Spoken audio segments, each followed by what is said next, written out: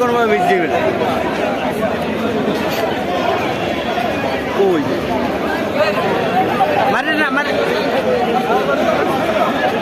আর বেটারা আমি কি করবো? আরে আল্লাহ কাকুলে শুনেই না।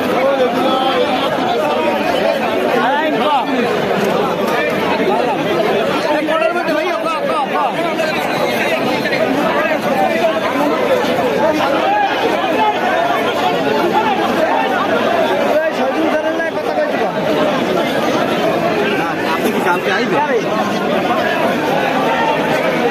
বিবেচনা করে জামিন মঞ্জুর গণমাধ্যমের সাথে কথা না বলে তড়িঘড়ি করে চলে যাওয়ার কারণ অসুস্থ, শারীরিকভাবে অসুস্থ।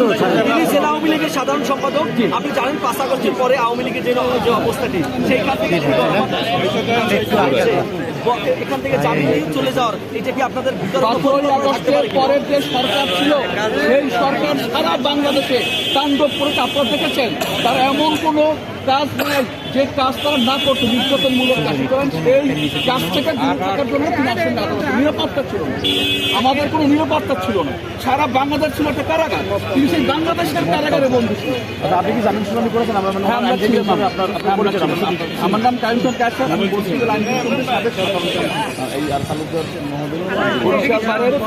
সভাপতি, একবারে রাজনৈতিক এবং আইনজীবীদের আপনি আইনজীবী